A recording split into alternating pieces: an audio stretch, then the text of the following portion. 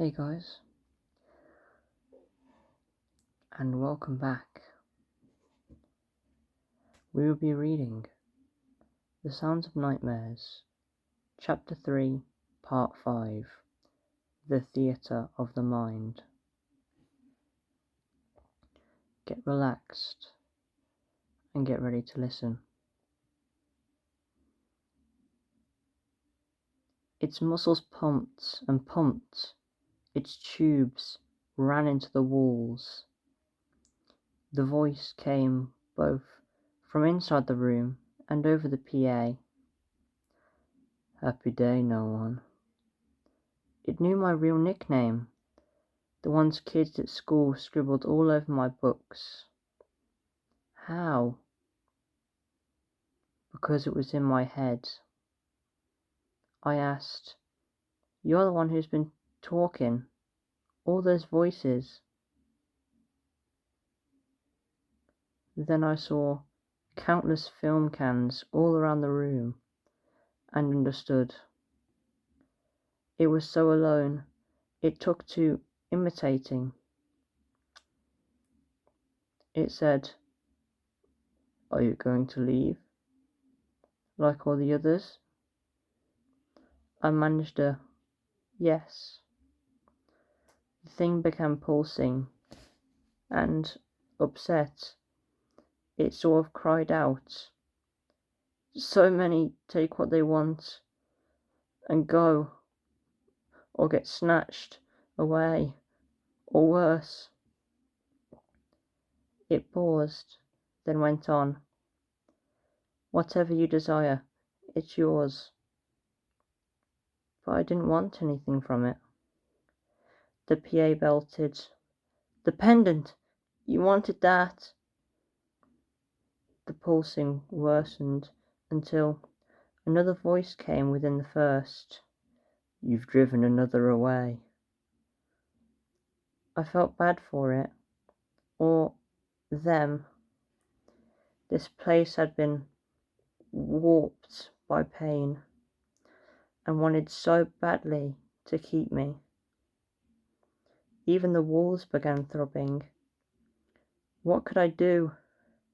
I ran down the stairs and out the theatre. On the promenade, the lights were flashing so as to be dizzying. The PA screeched, "Everyone needs someone. Don't leave me alone." The walls began to cry, that dark, thick liquid pooling all around me. I looked up from the floor. Above, the candleman stared, pointing at my chest, at the pendant.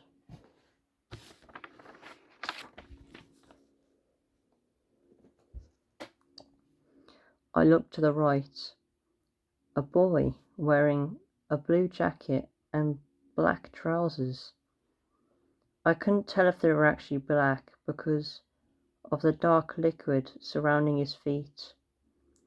He lunged at me, his golden blonde hair nearly covering his eyes, the same as the lock of the blonde hair at the toy shop. So I flung the pendant down into the liquid. The candleman reached a hand towards me and all faded. As the PA sobbed, "Don't take her, not this one too." There was excuse me, a curious phrase, warped by pain. Is that how you feel sometimes? Noon, are you still angry at me? Or distracted by the mirror? Behind me there's a saw. Is that why you wanted the mirror all along? It's like the ones I used to get. I need to see it. Nothing's there. It's red because you've been picking at it. I have one more question for myself. Why do I have these dreams? Water sickness, that's my answer. Noon. It's wiped out of your system. There have been no known reinfections. It's in your mind. What if the cure is the cause? I never had nightmares or headaches before all this, before going on telly. Come here, my girl. You are not sick. You're perfectly fine. You're a perfectly wonderful little girl. This time I'll protect you. Noon drops the mirror. I'm sorry. You were squeezing so tight and it slipped. Otto picks up the pieces of the mirror. You ask why you dream. The truth? Nobody knows. My studies always assumed there were more than the brain's way of filtering subconscious thoughts. But I had no answer either.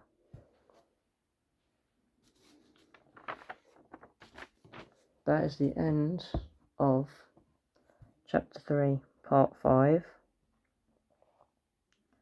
I hope you enjoyed, and hope you have a good night, my little ones.